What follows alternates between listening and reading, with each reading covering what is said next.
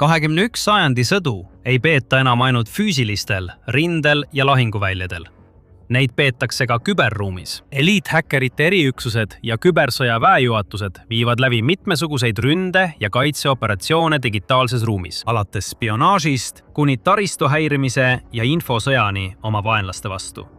Paljud maailma suurriigid tegelevad nende tegevustega, sealhulgas Ameerika Ühendriigid, Hiina, Iisrael ja Suurbritannia. Enamikul neist riikidest on siiski ranged piirangud ja reeglid selle kohta, kuidas nad värbavad, koolitavad ja kasutavad oma häkkimisspetsialiste. Venemaa aga ei järgi selliseid reegleid ega moraalikoodekseid.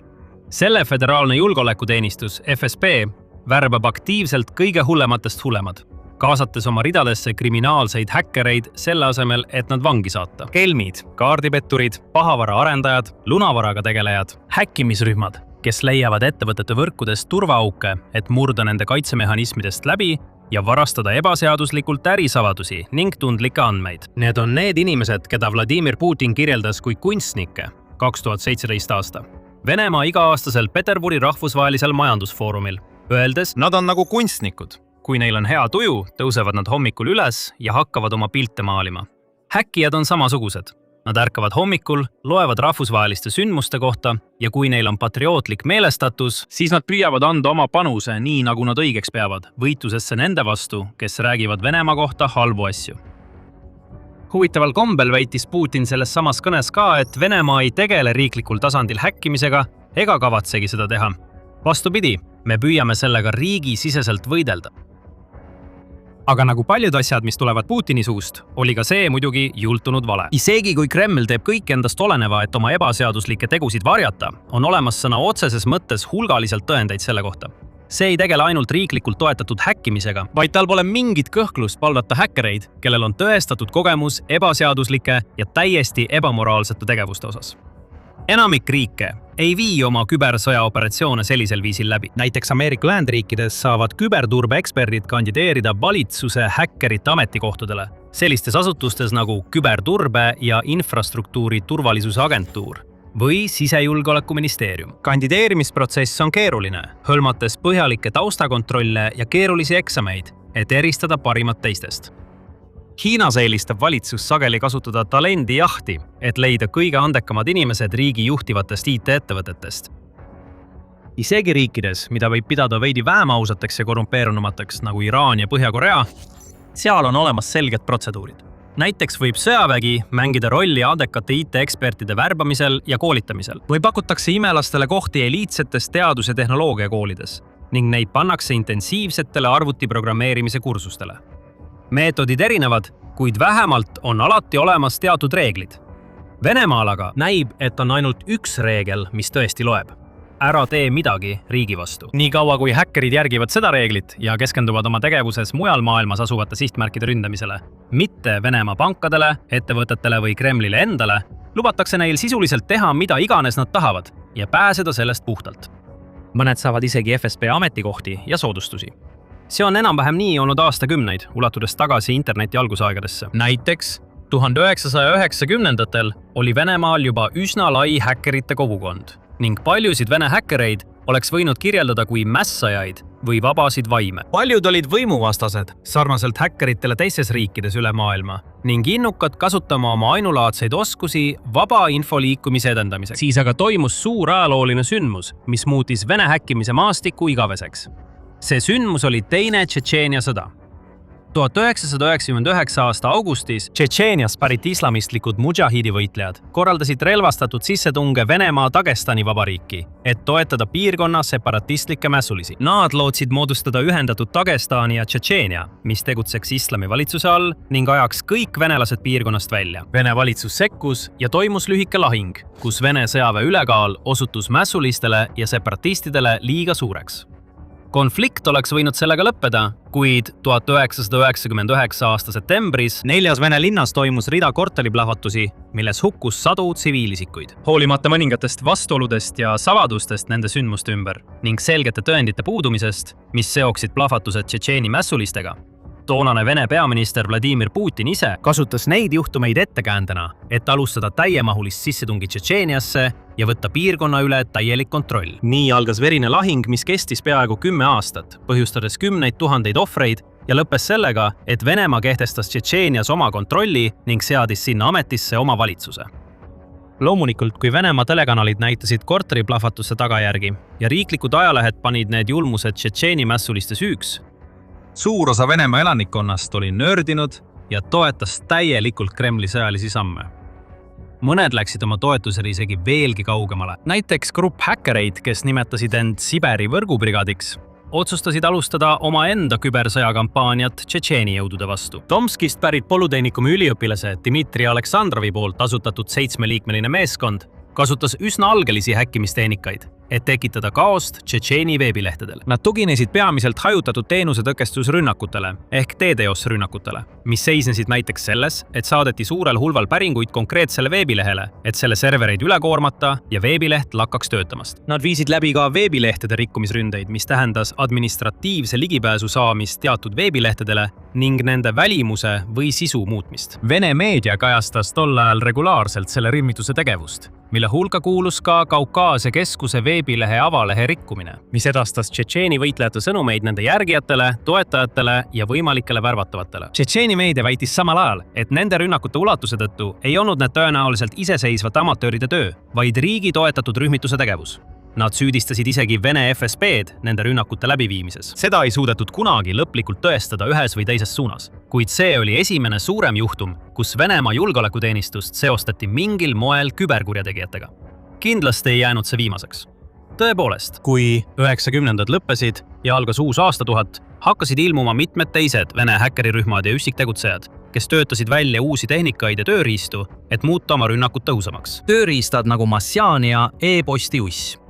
2002 aastal välja lastud pahavara kasutas tehnikaid, mida oli varem populariseerinud Melissa viirus. Häkkerid nimetasid selle populaarse Vene animatsioonitegelase Massiania järgi ja levitasid seda e-kirjade manustena. Manused tundusid esmapilgul süütud, kuid kui ohvrid neid klõpsasid, nakatusid nende arvutid ning viirus levis edasi, saates endast koopia kõigile ohvri kontaktide nimekirjas olevatele inimestele. Koos moodustasid need nakatunud arvutid botivõrgustikud, ulatuslikud nakatunud seadmete võrgustikud, mida küberkurjategijad saavad kasutada näiteks DDoS-rünnakute läbiviimiseks.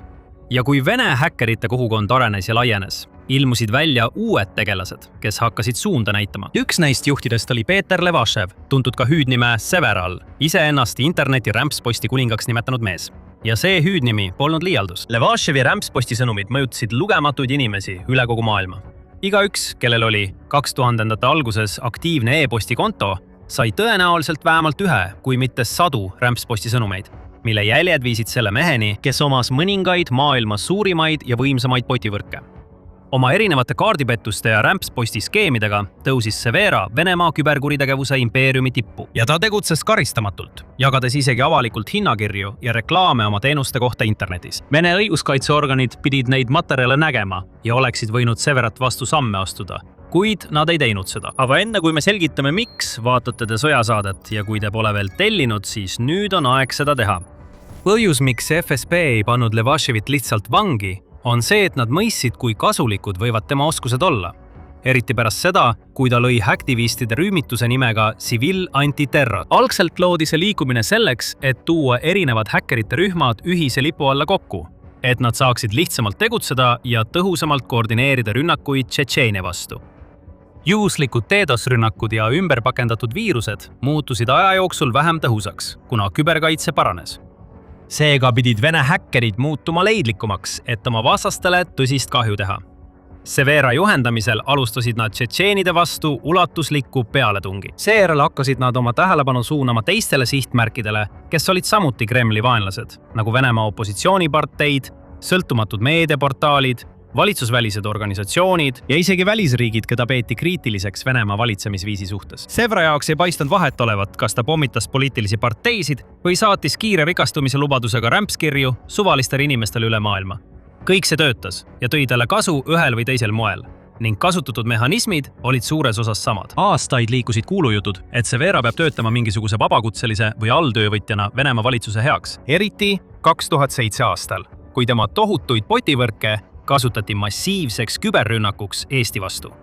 Aastaid hiljem Naši liikumise ja valitseva Ühtse Venemaa partei poliitikud tunnistasid, neil oli selles rünnakus oma roll ning ka Severa tunnistas, et ta oli parteiga koostööd teinud. Ja tõendid kuhjusid sealt edasi aina juurde. Umbes samal ajal, kui toimus Eesti rünnak, otsustas Moskva programmeerija Anton Noškov teha koopia Severa tsiviil antiterrori veebilehest, et tulevaste põlvkondade jaoks säilitada ja analüüsida. Isegi kui algne sait lõpuks maha võeti, jäi Noškovi koopia alles. Siis 2007 aasta mais sai ta telefonikõne mehelt Venemaa riiklikust terrorismivastase komiteest, mis on FSB haru. Mees ütles, et tema tööandjad on väga huvitatud koostöös Severaga ja palus tema kontaktandmeid. Noškov ei olnud abistamisest huvitatud. Seega otsustas ta hoopis oma loo jagada sõltumatute ajakirjanikega. Sellega paljastas ta kogu maailmale, et Venemaa juhtiv julgeolekuagentuur palkas aktiivselt pahatahtlikke häkkereid ja Levashev oli vaid prototüüp.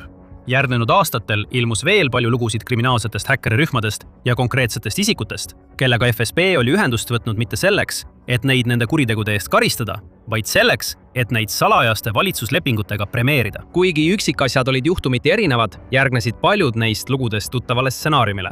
Kriminaalsed häkkerid said esmalt oma ebaseadusliku tegevusega tuntuks, näiteks krediitkaardivargused, rämpsposti operatsioonid, botivõrkude loomine, suurte veebisaitide häkkimine, DDoS-rünnakute korraldamine või pahavara ja viiruste levitamine. See oli nende viis oma võimete tõestamiseks. Paljud hakkasid seejärel toime panema poliitiliselt motiveeritud rünnakuid. Olgu need siis rünnakud Tšetšeeni veebisaitide vastu, NATO riikide vastu, Ukraina vastu või teiste sihtmärkide vastu. See oli nende viis näidata, et nende ideoloogiad ühtivad valitsuse omadega.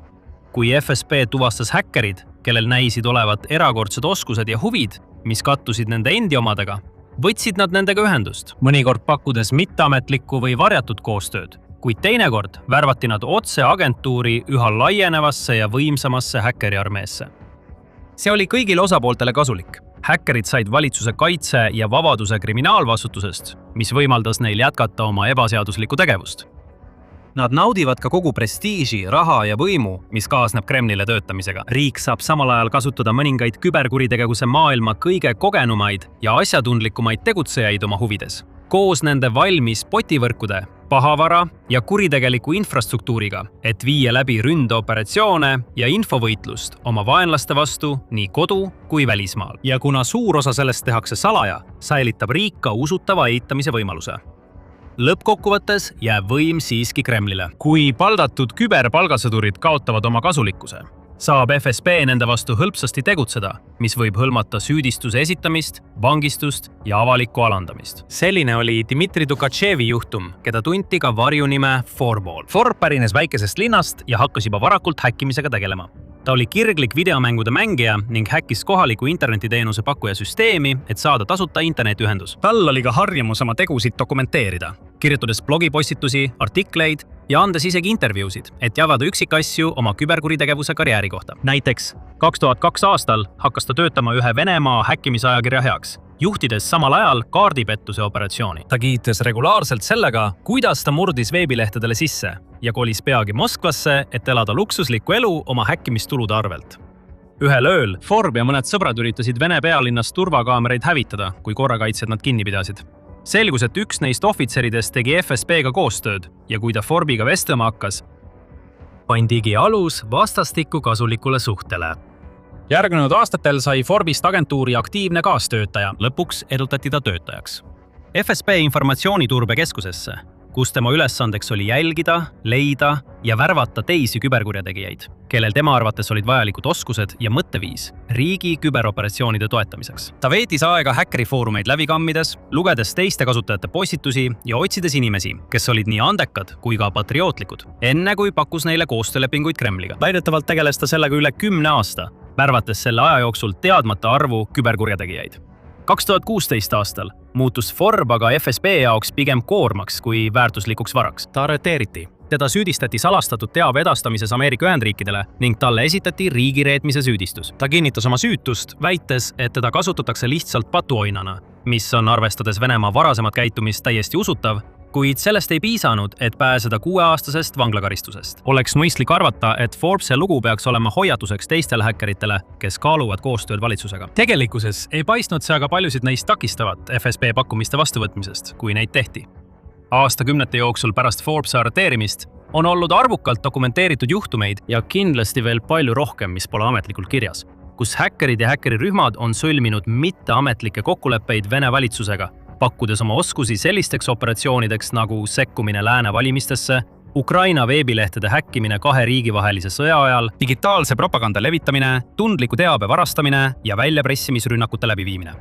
Näiteks on kurikuulus häkkerirühm Evil Core, mida juhib mees nimega Maksim Jakubets, keda Vene meedias kirjeldatakse sageli kui häkkerit, kes varastas $100 miljonit ja sõidab Lamborghiniga Moskva tänavatel ringi ilma igasuguse riskita arreteeritud saada. Miks? Sest ta on abielus endise kõrge FSB ametniku tütrega, kes kasutas oma mõjuvõimu mitte ainult Evil Core'i kohtu alla andmise eest kaitsmiseks, vaid tõi sellega agentuuri enda tiiva alla. Arvukad raportid väidavad, et FSB on aktiivselt andnud Evil Core'ile ülesandeid digitaalseks spionaažiks ja agressiivseteks küberrünnakuteks NATO riikide vastu aastate jooksul. Vastutasuks on grupil lubatud tegeleda ulatusliku rahapesu, väljapressimise, lunavara ja suuremahulise vargusega. On ka sama kurikuulus häktivistide grupp Killnet.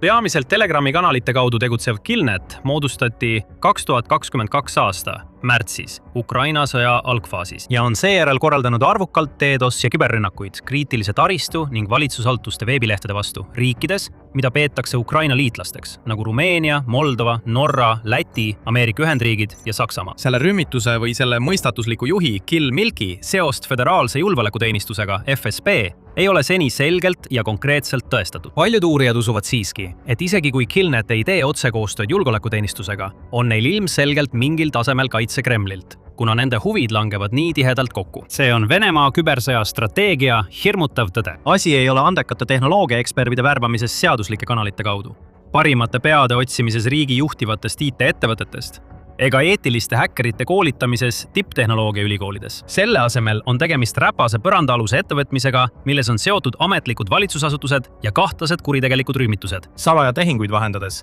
mis võimaldavad häkkeritel jätkata viiruste levitamist ja miljonite inimeste petmist, seni kuni nad teevad Kremlile natuke tööd kõrvalt. Nagu paljude teistegi Kremli tegevuste puhul on see kole ja jõhker viis äri ajada, kuid just seda olemegi Putini režiimilt oodanud. Aga see režiim võib lõpuks olla oma lõpule lähenemas. Sellest saad rohkem teada selles videos, mis kirjeldab, kuidas isegi Putini lähimad liitlased on hakanud tema vastu pöörduma ja kutsuvad nüüd oma juhti üles sõda võimalikult kiiresti lõpetama. Või siis vaata seda videot, et näha, kuidas Ukraina pakkus Venemaale kaua oodatud kättemaksu, mis oli 8 aastat valmimas. Ja lõpuks ära unusta kanalit tellida, et saada rohkem sellist sisu.